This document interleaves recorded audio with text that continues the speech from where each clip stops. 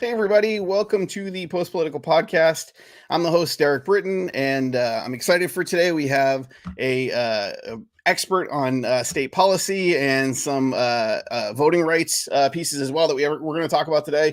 It's going to be a really cool show, and I'm hoping people will be able to learn a little bit more and hopefully drive some collaboration at the state level and things like that. But first up, let's hit the promotion. So we have the Vermin Supreme Institute.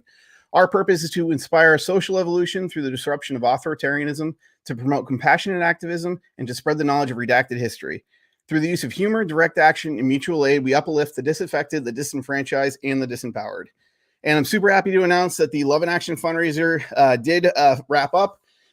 Everything was handed out between the homeless camps in Reno, Nevada, and the Fallon Soup Kitchen afterwards. So thank you, everyone who donated and reached out to help. And thank you to the folks in Reno who helped out. I believe Black Wall Street and a few others pitched in to help the Vermin Supreme Institute there locally. So thank you for that. Next up, we have Brewed Coffee in Lexington, Kentucky.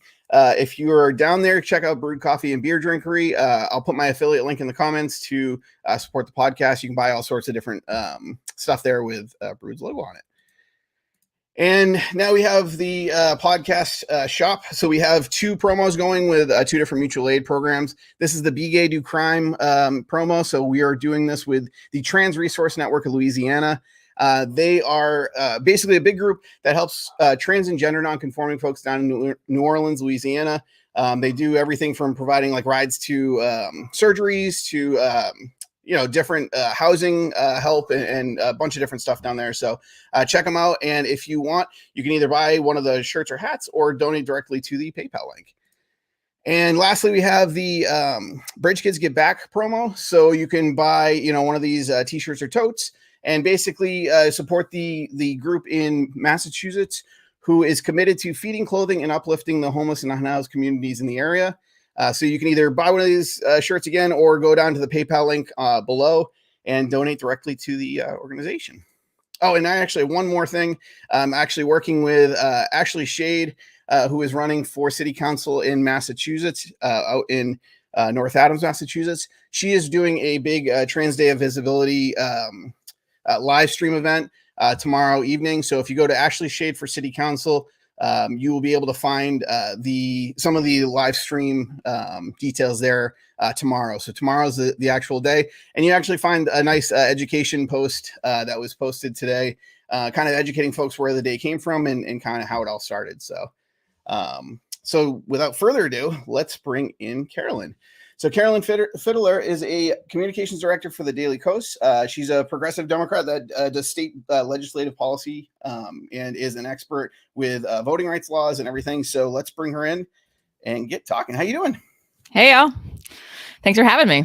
Yeah, no, thanks for coming on. I'm pretty excited. So I talked to you a little bit about this in the pre-show, but yeah, the first time I kind of was introduced to you was in the Feminists for Liberty show, where they did a libertarians working with the left and seeing how we could further build kind of coalitions and stuff. And that's one of the main kind of things that we're trying to work on this podcast. So I thought it'd be great to talk with you. And then this week we got talking a little bit about the voter bill that's going on down in Georgia, and even some of the other stuff that we can kind of talk about, collaborate on, and push back on if we need to, like the Georgia bill. But I wanted to first off kind of get your background and kind of how you got into state policy and what really drove you into that particular spot in politics. Well, short answer is by accident. I was only interested in international relations and international politics when I was in college. Yep. And then I ended up with this internship with the Virginia Democratic Caucus, and it literally changed my life.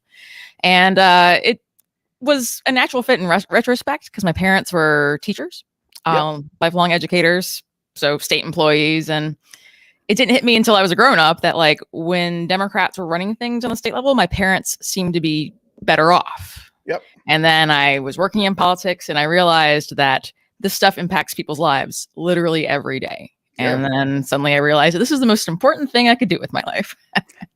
Oh, that's great. And I think, there's something, we talked about this again a little bit before the show, but I think there's something to be said that people focus, really on these 4-year cycles of the presidential election. but so much can be done at the state level. And like you said, it impacts our lives on such an immediate basis. So it's interesting. Like I talk to a lot of friends that, you see a lot of folks come in during these 4-year cycles, especially in like a smaller third party, like the Libertarian Party. We see a ton of folks come in, and then we see a lot of them leave after, the November elections. And it's you get everyone energized and excited about the potential policy changes or anything like that, but at the end of the day, it's really, really difficult for a president to go in, change policy day one without the support of states and Congress and all that. So you're much more able to influence those things at a state level. And I just kind of want to get your perspective on what really drives, I guess, and this is kind of a general question, I guess, but what do you think would be something that, I guess, is going on at the state level that we could, really work on together with some of the Dems? And we talked a little bit about, sex work and things like that, but in your eyes, do you see any particular state policies that would be kind of a good fit for third parties or libertarians in general? Oh gosh, it's almost hard to know where to start. Yeah, because Republicans in the past decade or so have gotten so focused on interfering in people's everyday lives. Yep. They're like, oh, big government's bad, but then they're like, oh, but we like it when we're the big government. So things like reproductive freedom, reproductive rights, immigration is more of a federal issue, but and even like sort of like small things like. In Virginia, Republicans and Democrats alike hate things like speed cameras and facial recognition. It's been a source of strange sort of bedfellow making in that legislature, and I think there's a lot of potential for libertarians to really pick this up nationwide and partner with Democrats who generally are anti-surveillance because it has a lot of racial justice implications and criminal justice implications, and that seems to make sense to me. And I like to think that most people who apparently aren't Republicans are very pro people voting. Yep. So. Yep. So that's a good lead into the stuff going on, I guess, in Georgia. So I've got a very base level of knowledge of this. I've read a couple articles, obviously, but can you tell us more, I guess, about what are some of the glaring? I mean, I've seen some of the highlights or the lowlights, I guess, of some of the really glaring issues with the bill that's going through. Or it's actually, I guess it's passed. It's on the governor's desk. Right? Oh, it's law. He signed it okay. Immediately. He could not sign that thing fast enough. Yeah. So, and this is all in response to, Donald Trump saying that the election was rigged and all this stuff. And really, it's in response to Democrats winning in Georgia. Mm-hmm. But yeah, if you could point out just some of the glaring issues with the legislation and kind of what needs to be fought, I guess. I know there's a lot of libertarians, again, like you said, that want more people to vote. They want people to be able to be free and vote as they wish. So what's some of the things, I guess, that we should be fighting specifically about the bill and then the broad bill, I guess, in whole? Well, a lot of people are talking about specific things in this new law, like you can't give food and water to people waiting in line to vote. Making drop boxes kind of pointless because you can only put them in places where you can like drop off your ballot anyway. You can only do it during business hours, things like that. But another big part of this bill is how it just steals local control away from local election boards. And away from the Secretary of State. Right. But it puts the GOP-controlled legislature in charge of elections statewide effectively. If state election boards don't do what they're supposed to do, according to this new law, and they have new freedom to, challenge registrations and challenge ballots and things like that. But if the Republicans, who are now in charge of the state election board, because now they get to appoint a majority of those members, and the Secretary of State is no longer even a voting member of that board. Well, these folks handpicked by the legislature can replace local election officials as they see fit, basically. So, yeah, if you're into people in your community just managing your local elections, well, that's not going to happen anymore in Georgia. Yeah, that's awful. And I know there's there was a big reduction as well in actual voter locations, it seems like. And Mm-hmm. if you look at where they're reducing, it's typically in communities that have more Democratic voters, or even racial minorities and things like that. It seems What a coincidence. pretty obvious what they were doing. Yeah, exactly. So I think, obviously and I've already seen a few friends that I know, part of the party that are saying, I'm going to set up a huge food and water. They can arrest me if they want. Like they're trying to fight those parts, but I think obviously, there's some bigger glaring issues as well. Like you said, trying to actually pick and choose who's managing the entire election at a local level seems to really pull the democratic process out of the democratic process. Right. There's no real local control over these things. So I saw ACLU was already started. They've sued, and hopefully there's some progress to be done there. But if you it blows my mind that state governments can kind of pull these tricks, especially when they're you see in a lot of different states, they're typically a majority one way or the other. There's only a few states that really do have some bipartisan support throughout the state. So, and I've heard, Arizona is trying to do similar things as well. And there's other states. Do you have any good background information on some of that stuff? I mean, if it's a state that has a GOP majority legislature, they're doing this. The same stuff, yeah. Oh yeah. Whether it's a state that Biden won and is, like Arizona, which scares the snot out of Republicans there, or just a Republican-controlled state that just wants to shore up their power structure.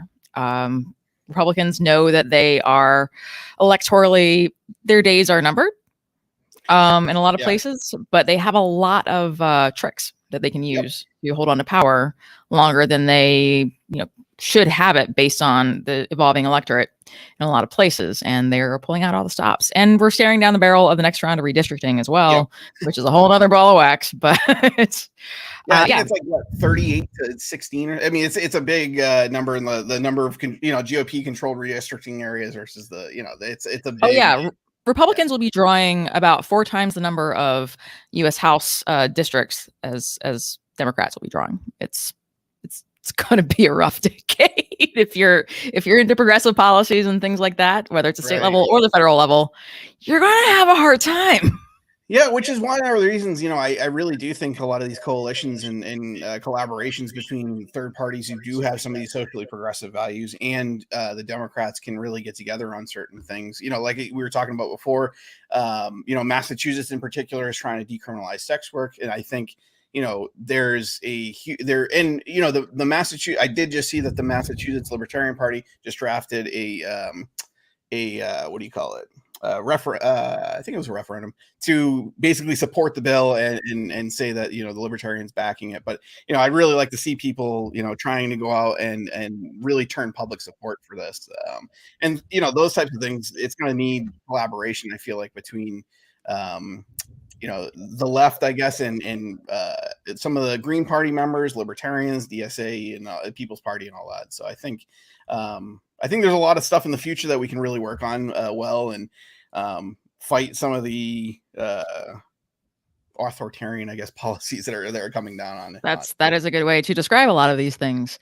And the thing that you were talking about, how libertarians get all riled up every 4 years and are involved in the presidential election and kind of like go off and do other things. Yep. The thing about state politics is that there's an election every year somewhere, but there are elections very frequently at the state legislative level, and it takes a lot less to make an impact on those races, whether it's donations or activism or anything else, than it does to make an impact on a federal race of any kind. And so things like that local resolution, passed by that libertarian group, can actually make a real splash in terms of like local media. Like, whoa, a newspaper could be like, oh my gosh, libertarians want to support Democrats on this? That seems newsy. Like things like this, create ripples in the water. And these things eventually do make change. And you're going to see those changes a lot more quickly too, on the state level in everything, because they're passing laws all the dang time.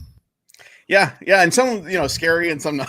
So hopefully, you can fight the ones that are. And one of the other, so I did notice, and I don't know if you, I meant to bring this up earlier, but Georgia actually had a law in the books, I guess, that you couldn't run for I believe it's a U.S. House race unless you had a D or R next to your name. Mm-hmm. And let's see, I think, yeah. So a court ruled last week that it basically violated the 14th Amendment of the state constitution. They had a equal protection clause in there. So it actually allows now third parties to run, or an independent basically to run for a U.S. House race. So I didn't know if you had heard about that. I know it was a big, there was actually a big libertarian support behind this this change, and they fought to make this happen. But yeah, I didn't know if you had heard anything about that, or if that was kind of news to you. I just caught it this 2 days ago. So no, I had missed that, but like I can definitely understand why Republicans, would want to keep something like that on the books, and I'm sure I understand why Democrats back in the day also wanted something like that on the books as well. Like I said, these folks like having power and don't like, seeing little pieces of it being, sliding away. Like right. Republicans think they have a monopoly on libertarians. They think that, okay, if you can't vote for a libertarian, you're obviously going to vote for a Republican, but that shouldn't necessarily be the case. Right. And B, like it's really small d undemocratic. Right, absolutely. And it comes up especially this last election, it was decided by less than what the libertarians got for a vote. And they said, oh, well, Donald Trump would have won if everyone would have and nope, that's just absolutely not the case, for one. And why not? If Donald Trump didn't win, Joe Jorgensen could have been president. Like, you know what I mean? Like that's and I understand it was a much less, much fewer vote total. But at the end of the day, like you said, I feel like there's a much bigger, and I'm seeing it more and more. I feel like a lot of the old members of the party did come from Republicans with the Ron Paul movement. I think that really did bring in a ton of kind of disgruntled Republicans. And now we're seeing a big group of progressive activists that are seeing that, hey, the libertarian is right on criminal justice reform. They're trying to really, whereas some, of the establishment, I guess, Democrats has said, defund the police is too strong of a language. Mm-hmm. Libertarians want to go past that. They want to. Libertarians are like, police, whatever. Exactly. So it's like, I've been seeing a really great kind of new wave of kind of this progressive, even if it's just a coalition with progressive Dems or other third parties that are more progressive. And it's really just kind of changed the makeup of the Libertarian Party. And I think, like you said, I personally believe that on a lot of days, AOC has brought forward more libertarian, at least what she's said, in some of the policy as well that she's supported is more than Rand Paul for sure, and Thomas Massey most days. So I think, yeah, and that's my opinion. I know that's not shared by a lot of people. I'm sure I'm going to get some comments that are like, what the hell are you talking about? Because there's a big, AOC doesn't. Right, your mentions. Exactly. Economically, there's a big difference there, but. Well, I mean, it is a fact that both parties have changed a lot in the last 30 years. That's just science. That's, someone can yell at you for that, but oh well. Yeah. It's true. I mean, Ron Paul is the reason that so many people still are loyal to Rand Paul, and what he believed is just doesn't closely resemble what his son is standing for right now. Right. So taking history into account is important. And Democrats today don't resemble the Democrats of the 80s or even 90s. Right. Everything is shifted, and it makes sense for everyone to roll with those punches and figure out where new alliances can be made to affect the change that we want to see. Yeah, and I think there like we were talking about, kind of this whole time. There's a lot of things at the state level, and it's really hard. And we kind of talked a little bit about this in the beginning too, with the every 4-year piece. It is really hard for a third party person to a supporter or someone that's running a race to influence how federal policy is going to be. I mean, we can influence the conversation, sure. Mm-hmm. At the end of the day, influencing by votes, we don't have any members sitting on Congress. We don't have a ton of even a ton of lobbyists working with members of Congress. Sure. So again, at the state and local levels, we do have the influences there because we do have a lot of local elected officials. We have one in, I believe it's Wyoming and Maine. We have two people on the state legislature. So there is parts that we can influence there, but I can't stress enough, and I know I've said this multiple times already, but it's just so important to work with people and form these collaborative environments where we can talk to each other, because in the end of the day, it just seems like we're not going to get anything. We can't get a majority of libertarians, Green Party, whoever elected tomorrow, but we can work with existing people in state and local governments tomorrow on things that we want to see change that they do as well. So sure. Well, and especially in a place like Wyoming, where Democrats don't have a chance in hell of winning majority there anytime in the near future. But forming alliances with libertarians is a good way for both parties to move the policies that they want to see in the state. Yeah.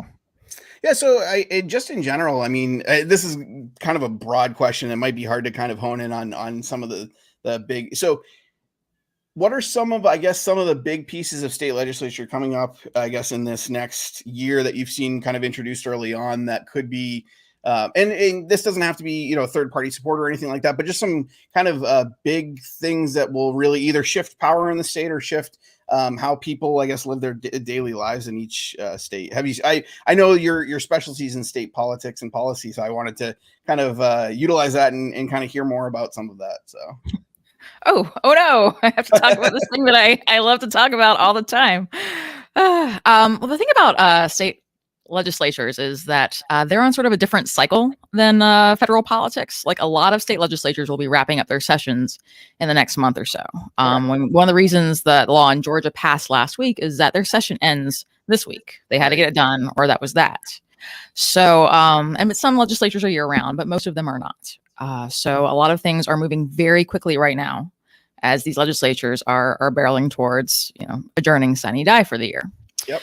So, but a big one that I don't think that we haven't really talked about yet are all these anti-trans bills that are going through state legislatures. There is a national effort to promote these bills that are they're designed to invade people's lives and make trans kids feel like they are wrong and that they don't belong, and to get between people and their doctors. Right. I can't think of anything more invasive than saying, you, a doctor, can't prescribe this treatment to your patient. We have decided that it is against the law because we've decided that we, state government, belong in the doctor's office. Screw you. Right. And it blows my mind that, that it does have the support from folks that supposedly don't want government invading their lives.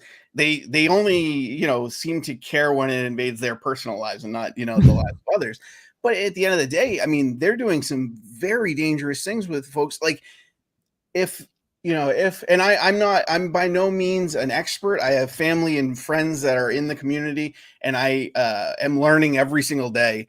But at the end of the day, forcing a child that does not want to be the gender assigned at birth go through puberty is a very, very awful and traumatic. To force someone through that is awful. There is no. I don't want to be hyperbolic right now, but that is one of the worst human rights violations I've seen brought up. Beyond, the immigration has its own kind of piece of it as well, but for the anyone in state government to try and force someone through this, I think there's a huge piece of ignorance there for sure. I don't think they understand the true. They know it garners their votes, their support, and their tactics. I know it's their new culture war. Yeah, but at the end of the day, I mean, it blows my mind. It's not cool to hate on gay people anymore. So exactly, this is our new scapegoat. And some of the fear tactics they use are just awful. I mean, it blows my mind because I have a ton of friends that, especially in the Libertarian Party, that are more conservative than a ton of my, and that's why they don't end up in the Democratic Party and they don't feel comfortable in the Republican Party. Mm-hmm. And at the end of the day, it's like there's no home for them politically because, and this is something that I think Republicans are completely missing out on in their own, they're shooting themselves in the foot. There's a huge population of people that they are literally saying that they're not able to be as free of a human as everyone else because of this, that would be voting for them otherwise. You know what I mean? That it just blows my mind that there's they're doing this. Well, I was mentioning that Republicans are scared and they're, playing every trick that they can think of to hold on to power when they're missing this opportunity to broaden their tent, right? To pitch a bigger one, to bring folks in who weren't in there before, but instead they're just trying to shut as many people out as possible. Yeah, and it's I saw some of the stuff in Arkansas. I know there's some things in Louisiana popping up. Mississippi. Yeah, it's awful. And I think, I'm going to try and we have a community group as well, a Facebook group where we share a lot of articles and things like that. So I'm going to try and at least get an idea. And I've shared some stuff, but I haven't shared kind of each piece. So I might get with you afterwards and try and get some more information on all of the different states so I can post it and we can kind of form groups it's statewide, in different states and stuff to try and help fight this. Oh yeah. And I can direct you to like resources. There are people, keeping track of all these bills in every state. It's because it's a lot. Yeah. And it's beyond, there's the healthcare issue, which is huge. There's the fact that, one of the big things that libertarians draw weird lines in weird places, I guess, as far as, who can do what. Private, business owners can decide who they want and who they don't want to do things with. And then, but public groups and things like public school sports and things like that, because everyone's a taxpayer, everyone should have the right and the access to that, period. Yep. So, any of the bills that are forcing like trans athletes to not participate in the sport that they should be participating in, those are huge violations that I've seen a ton of folks, come out against as well. So it's like you said, there's a lot of bills that are attacking kind of on all sides. And well, it's actually another really good example of how like a sort of a one small rock thrown into a pond can have a huge impact on state legislative politics. Like there is a website that lawmakers can go to and say, hey, they fill out a form and they say, I want sample legislation. I'm a GOP lawmaker in this state. And then this group, or it's actually like a shell group that brings a lot of right wingers into this one endeavor, but they email this model legislation to be introduced in the state. I mean, if you go from state to state and look at all these bills, they look a lot alike. In fact, they're pretty much exactly the same. Right. Yeah. And I've seen even, examples of that in my home state as well. Yeah. And that's actually something that third parties have a hard time with because we don't have access to a lot of those resources. And it's sometimes a good thing. And sometimes, you know what I mean? Like it's bad because we don't have the resources to put forward that kind of legislation. But at the end of the day, there's not one larger group kind of dictating what libertarians push for policy around different states too. So that's true, but there's actually possibly an opportunity here as well. There are a lot of issue groups on these issues where Democrats and libertarians are bedfellows, so to speak. Yep. A libertarian lawmaker could reach out to this group. It might take a little bit of a, table setting to form that relationship. But there are these groups that do provide this model legislation that can provide guidance to folks who want it. But because you're right, there's no like central repository of this stuff for libertarians. It's going to require more work all around. But yeah, no, that's a good note, and I'd love to talk with you more about that too afterwards. And kind of I just like I said, this is mainly about bridge building and trying to figure out different places that we can work together. Because I mean, at the end of the day, it's typically either public support or actual physical votes if it's a state ballot measure.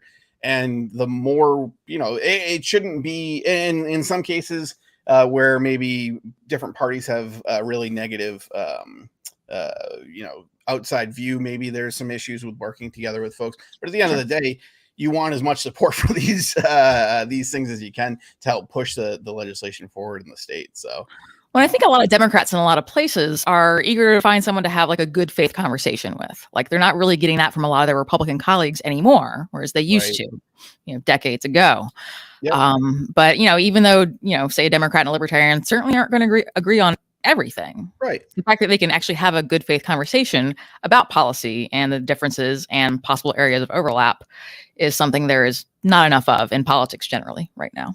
Right. Yeah. And even just, I think in kind of on the broader umbrella of criminal justice, but also trying to help local groups really do direct action and kind of service and mutual aid, groups in local areas. There's a lot of laws still in the books preventing folks from, and it's business owners typically in bed with politicians that write legislation that makes it, say, illegal to feed homeless folks or illegal to, and there are some health and safety concerns at the end of the day, but at the end of the day, it's just you want to make sure you're helping as many people as possible. And there are laws in the books, maybe historic or even modern laws that are really coming, in between folks helping people. And I think at least at the state level, most folks can agree on that pretty universally, at least from what I've seen in state Democratic Party and stuff. So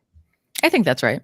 Yeah. So I mean, it's typically, you typically don't see, third party groups working with one of the two major parties on reducing a lot of the laws. But I think in some cases there are specific places that I think there's great places to pull some of those laws out of the book. So yeah, I'd agree with that. And and Democrats, I think, enjoy being able to sort of buck the GOP label of like, oh, big government. Like, no, we want to get rid of this law. This law sucks. Right. Like, I think that's something that could appeal to a Democratic legislator somewhere, theoretically. Yeah. Yeah. I mean, like I said, I cheered probably one of the loudest cheers I've cheered for someone in a Democrat in Congress when AOC said we should get rid of the Department of Homeland Security. I said, everyone thinks this has been in place for years and years and years and years, and it's fairly recent. Super new. Yeah. as government goes. Yeah, exactly. And people just have a short memory, it seems, and they don't really utilize, they don't realize these things. And yes, that might seem radical to some, and she actually fought, she said, this is not a radical thing. This is why I believe this. And it was huge to buck that trend. Like you said, she was basically spitting in the face of everyone saying that, especially someone that favors more democratic socialist policy, that she wanted to actually reduce the size of government in specific places. So yeah, I think again, there's a lot of places like that I think we can find a ton of places we can see eye to eye. So and I kind of jumped in and cut you off after the well, the different state policies, I guess, that are going on around the country. I didn't know. I'm sure you have more because this is the stuff that you love. So yeah, let's talk about a couple more. Well, there's definitely a sort of a trend among Republicans in states trying to somehow mess with like Section 230 and trying to dictate what can and can't be taught in schools and things like that. And it's just, local control of schools is a positive thing. Like, the state obviously has a lot to do with public education. The money's got to come from somewhere, things like that. But, I grew up in a small town. I get, the importance of people in the community helping run the school. It creates a better relationship between the teachers and the parents. It's just a better thing. But Republicans are like, yeah, we like that, except for you can't teach this anywhere under penalty of X, Y, or Z. They're trying to criminalize teaching certain things in schools. It's wild. Yeah, no, I've only seen, a couple, I've only read like, the headline of a couple news articles there, but I've seen that pop up as well. And again, like I said, that's kind of where libertarians draw that line of, if everyone's paying the tax dollars to get that thing, they want to make sure those people are getting those things at a clearly, I guess, untouched or something that's not highly regulated by the state or federal government. So that's something that local support, I think, like you said, having the community, and I grew up in a small town in Maine, local community in the school, kind of getting together and helping educate kids, I think is just a big net positive. And one of the other things I think I saw pop up I want to say it was Kentucky, was a law basically saying that you couldn't make fun of police officers, or you couldn't swear. Yeah, you couldn't insult them. Yes. Yeah. So that's something that But could you tell them their mom was fat? You're insulting their mother. Is that an exception? I'm not sure. But yes, no, this is a real thing. It honestly seemed like The Onion or Babylon Bee, or it seemed like Welcome to state politics. Those headlines are real. They're always real. No, that blew my mind. I couldn't believe when I saw that. And I know, again, that's something that libertarians again would fight that tooth and nail with Democrats. So and that it's a absurd example, but it also kind of harkens back to the criminal justice issue. And it's something that there's a lot of common ground to be found between libertarians and Democrats and progressives there. And there's a lot of work to be done in that area in terms of, getting rid of, say, no-knock warrants. I mean, Kentucky, where Breonna Taylor was murdered in her bed. Yes. They want to make it a crime to insult police officers.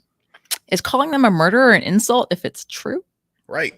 Oh, that's good. And it's something I've seen pop up locally in Massachusetts as well. And it's the police unions are fighting hard. Like there's huge public campaigns. There was the Defend the Police billboard parked, and because it was a car, it was like one of those mobile billboards. Yeah.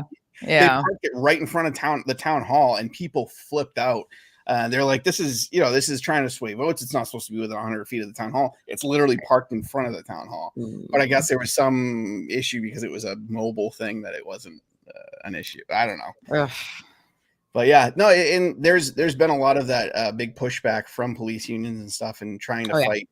And I think this is one place that I've seen some Democrats will work to try and reduce kind of the power of police unions, but they do worry about how those laws would be applied to other unions as well, statewide. And I've seen kind of a mix of Democrat support for trying to reduce some of the power. It's state by state, but it is interesting. And I'm just trying to learn kind of as much as I can about what we could work on there and what we can't with criminal justice reform and stuff. So, sure. And police unions are, generally speaking, a big problem, but it's also a little bit of not quite a red herring, but it misses the bigger point. Things like qualified immunity. Yep. Stuff like that. Those are the real issues. These are the real things standing in the way of police accountability. Police unions aren't helping that either. But at the end of the day, you end up in court, and you can't hold the cop liable for murdering somebody because of qualified immunity. That's not on the police union. That's just the law. Exactly. It's messed up. Yeah, New York City, I saw just passed by the city council. They removed qualified immunity in the city. How much of and this is just my ignorance, I guess, but how much of an impact does that have? I guess city, is that only with New York City police officers? As soon as you go to the state level, any state police officer, that no longer applies to even in the jurisdiction. I guess how and I don't. It might be specific about the legislation itself. You might not know, but I just didn't know, I guess, what the bounds are, I guess, of removing qualified immunity in the city.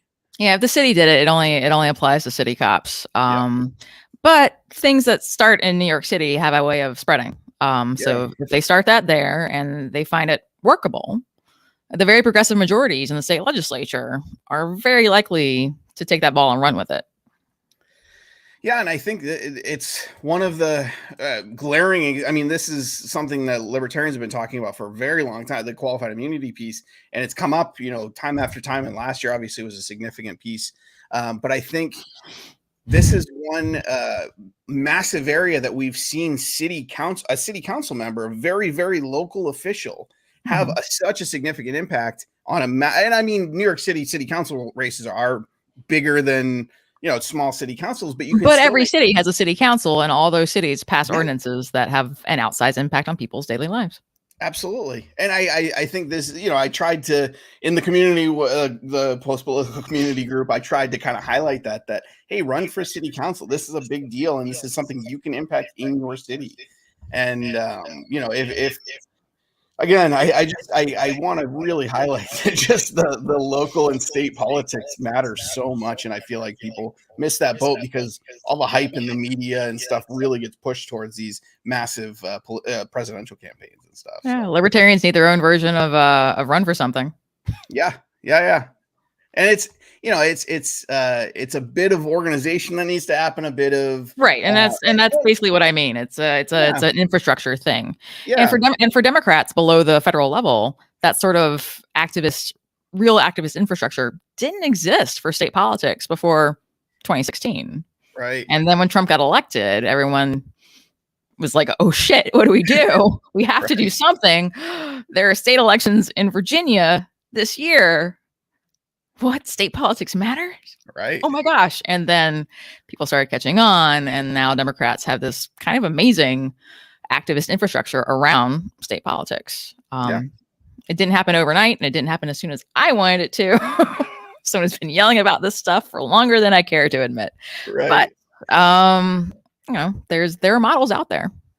Yeah, no, and I think it's one of the things that I've actually seen a few folks come from, and there was a lot of overlap, I guess. And this happens kind of every 4 years again with the elections. There was some Tulsi folks that came to the Libertarian Party after Tulsi left. And then there was some Andrew Yang folks who left and came over to the Libertarian Party. Sure. And what they had learned just being part of a major party political campaign and some of the infrastructure they had put in place was really significant, I think, in helping some of the local races that we ran this past year. And I think there should be a lot more of that cross-pollinate, especially with, again, state and local level groups that can work together on things. There's a lot, and it is controversial in some spaces, but in at least my libertarian space, there's a huge support for Black Lives Matter, which is seen as and there's a lot of Democrat activism, I guess, associated with that group as well. And there's things that we can learn, I guess, just being, friends and colleagues and fellow activists. I think that people don't put as much stock into as they really should. Yeah, agreed. Osmosis is underrated. Yeah, exactly. So we typically do, about 45 minutes. We're coming up on that, which happened really quickly. I really enjoy talking to you about this, and I'm learning a ton. I'm trying to learn as I have been railing on folks that come in every 4 years. That's how I was before, probably 2 years ago. And so I'm fairly new into learning about state policy and politics and stuff. And I'm very appreciative that you came on to help educate me and the folks that listen. I want to give you a chance to kind of promote, talk about, or do anything, right in this last piece, and as a kind of a thank you for coming on, and anything that you want to talk about to close up. Sure. We all started somewhere. It was a while back for me now, but at some point I knew nothing about state politics and didn't understand why it mattered, and local politics and everything else. And something we didn't talk about, and I'm less of an expert in, but like local DA races, things like that. Oh, yeah. That those have obviously a very outsized impact on criminal justice reform and practice. And a lot in most places, those folks are elected. And that's a very hyper-local election that a little bit of activism can have a lot of impact on. So something to keep in mind for activists trying to make a difference, specifically in the criminal justice space.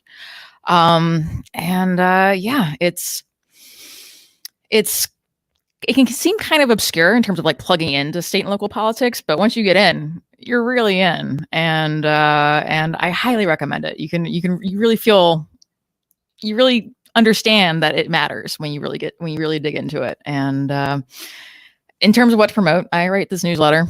It's this week in State House Action. If you follow me on Twitter at CFID, CFIDD, my pinned tweet is how to sign up for it. I make bad jokes, but I also try and keep it interesting because everyone has a ton of things to read each week, and not everyone cares about state politics, and that's okay. Everyone has things that they have time to care about and don't. But I try at least make it interesting to read, even if you're like, who cares about that jerk in Kentucky? No, that's great. And I'm linking to it now in the comments. That's why I was looking over kind of at my other screen here. I wanted to make sure that folks do go on and take a look. And that's great. Like I said, I am relatively new into state and local politics myself, and again really appreciate you coming on and talking with me.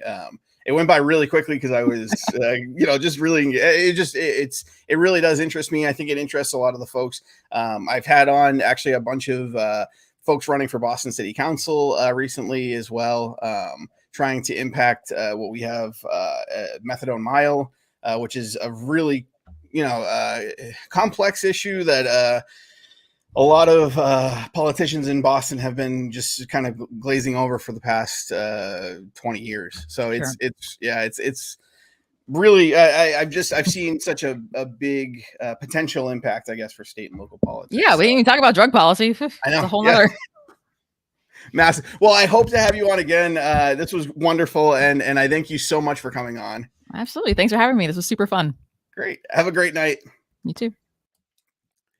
So that was Carolyn Fiddler. You can follow her on the link that I provided below. I'm actually going to put her Twitter in there as well, because that is one of the places that I follow her, and there's a lot of great stuff there. A lot of bad jokes, as she said, that are I think are pretty funny. But yeah, so it's great. I think you should definitely take a look, and at least, even if you don't agree, say you are a little more Republican leaning or something like that, and you're listening to the show, at least you're aware of some of the state legislation that's happening at that state and local level. So definitely give a look. There's a lot of interesting stuff, and I think it's great for a lot of folks in different third parties as well. So I thank you all for joining us tonight. We have on Thursday Sasha Cohen, who is running for DeKalb County City Clerk in DeKalb City Clerk, in DeKalb, Illinois. So he's going to be coming on and talking a little bit about his race. That will be, I think the vote is actually next Monday, so it's coming right up. So it'll be really great to see how the campaign's gone, and what he's been doing on the local level. And then after that, we have the following week, we have so we changed it up. Caitlin is actually going to be doing next week. I said on last Thursday's show that Caitlin was going to be this week. Caitlin is actually working with Sasha Cohen for his campaign. So they just swapped dates because Sasha wanted to come on before his vote. So if you're interested in listening to those, I hope you tune in either Thursday this week or Thursday next week at 8. And I hope you enjoy this episode of Post Political Podcast. Thanks.